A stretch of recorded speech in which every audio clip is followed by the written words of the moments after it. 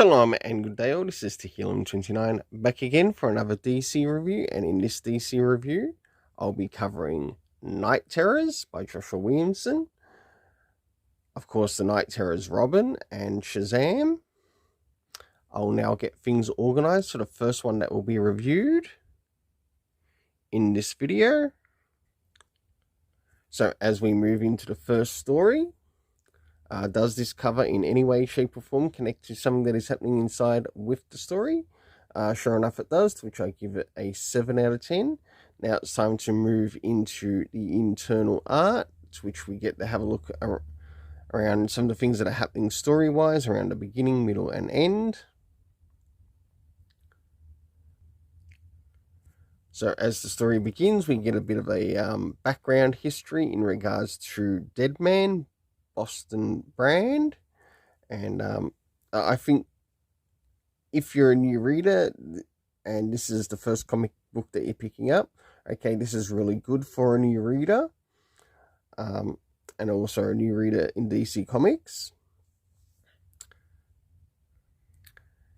As we advance around the middle of the story, we get a little bit of a history in regards to Insomnia, or Insomniac,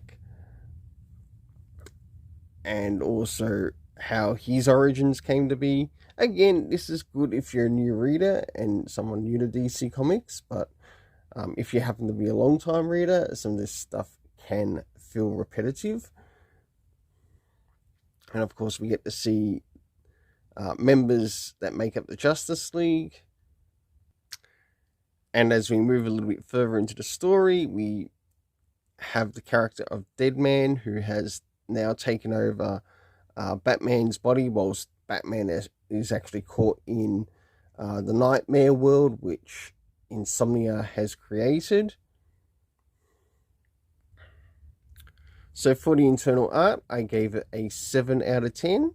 Moving into the next area, and that is the story. So first things first, did we get anything time-wise as to letting us, the reader, know what time that this is taking place in regards to these heroes? No, we didn't, and because of that, I'm afraid to say you're losing points here, Joshua Williamson. And I know one thing, I know one channel that really boasts a lot of good about your work, but with myself, I have found issues with your work. So the next area is locations, which we have Arkham Tower and a bit of a cemetery that seems to take place in Gotham, and it should actually state that this is taking place in Gotham for this part of the story, and whether it goes to sort of like places like Metropolis, Star City, Central City, like, bolden up in that. Moving into, last but not least, the cast of characters that make an appearance here. We have Deadman, we have Batman, we have Insomnia, we have Dr. Destiny, we have Damian Wayne make a small appearance, Wonder Woman, Flash, Martian Manhunter, one of the Green Lanterns, I think it was John Stewart. We had Hawkgirl, Superman, Zatanna, and last but not least, Wesley Dodds. For the overall story rating in this, I gave it a 6.5 out of 10. So, not looking very good. This is already falling into what would be Fool's Gold territory, or starting to reach Fool's Gold territory. So now it's time to move into the next comic that I'll be covering in the review, and that is Night Terrors Robin.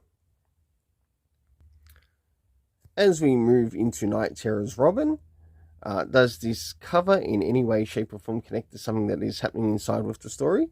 Sure enough it does, and I actually give the cover a bit of a higher rating than the first comic that I reviewed here, being Night Terrors, and I give it a 7.5 out of 10. As we have, of course, Jason Todd and Tim Drake together in the one story, and it's actually nice to see these characters together and working together in an investigation. And in this case, yes, it involves nightmares. So now it's time to move into the internal art as we look around the beginning, middle, and end, and also what some of the things that are happening story-wise.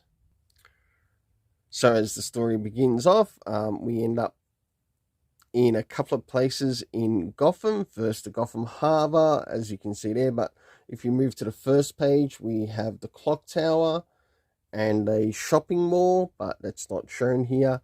But you will get to see it when you're reading through it. And as things start to catch up, we basically have Insomnia's nightmare gas, I guess you could call it, or nightmare cloud, starting to hover through the city. As we move towards the middle of the story, we have Insomnia basically somewhat using the appearance of Captain Boomerang against Tim Drake, and I don't think it's a really good choice using that character for Tim Drake. And then, of course, we have with Red Hood, and what we've got here happening with Jason Todd, and he's sort of like being forced to encounter something that he's already overcome. And yeah, the art looks alright, but does it really suit the characters of the story? And in that, not completely. As we draw towards the end, we get to see a bit of a deeper nightmare in relation to Tim Drake's nightmare and what he sees in his story of these type of events. Of course, he's worked out that this is a dream, but he's not worked out who's behind it yet, or doesn't know who's behind it yet.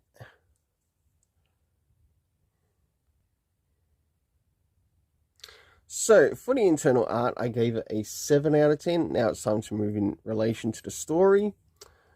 And one of the first things I want to bring out is that this did actually bring up a comic reference, and the comic reference is in relation to Identity Crisis.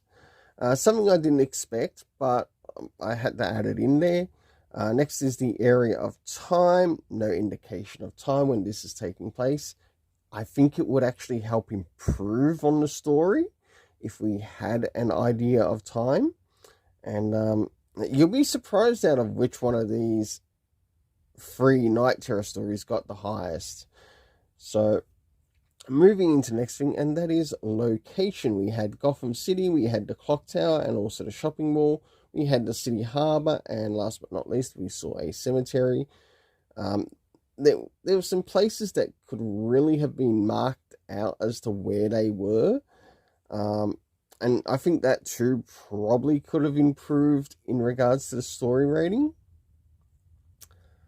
The cast of characters consisting of Oracle, Tim Drake, I'm calling him Red Robin because he's not Robin. He should be Red Robin. Jason Todd as Red Hood. And of course that Captain Boomerang or Insomniac Captain Boomerang type character. For the overall story rating, I gave it a 6.5 out of 10. Not very high, but at least they gave some effort in the story. Now it's time to move into Night Terror Shazam. So, as we move into Night Terror Shazam, does this cover in any way, shape, or form connect to something that is happening inside with the story? Sure enough, it does, to which I give it a 7.5 out of 10. So what you see here is some of what you get on the inside with the art. So really good work with Mark Waid and the artist he was working with. I believe it's Dan Mora, or no, it's not Mora. I think it's Cruz or Diaz. So we'll get things organized to look around the beginning, middle, and end in regards to the art and also what's happening story-wise. So as we move into this story, a lot of things are taking place, and we realize that she's asleep, and we've got the members that make up the Shazam family being there: Darla, Eugene, Freddy. Of course, Billy's not there, and we get to see what's happening in her dream world. And as this is occurring, we get quite a lot happening. And we end up seeing some time being used here, and really great job here, Mark Waid. I really appreciate what you did here, because we get to see what's happening throughout the week with this character, with what's happening in the Night Terrors. And last but not least, we move towards the end, to which we get to see a Tef Billy as Shazam, and this is still in her nightmare as to what's happening, and she's basically giving a view of what would happen if Billy turned full Black Adam evil and still remained Shazam. So for the internal art, I give it a 7 out of 10. Now it's time to move in relation to the story. First things first, did we get anything addressing time-wise? To which we did. We had the days of the week, Monday all the way up to Friday. The location was the main home where a lot of this took place. There were some other locations, but they weren't really pointed out clear enough. The cast of characters consisting of Mary Marvel. We had the Tef Billy, which is brought in by the Nightmare. We had Darla, Freddy, Eugene, Billy, and last but not least, we had the character of Insomniac. For the overall rating for this, I gave it a 7.5 out of 10. And this one's probably gotten the highest rating so far out of some of these Night Terrors. So I wouldn't be surprised if it carries over next month with the same comics, unless something changes in the next upcoming issues, to which we end up getting a somewhat better conclusion or story to some of the issues, and also of the issues that are coming out. Well, until then, let's keep it colourful and have yourself an awesome day.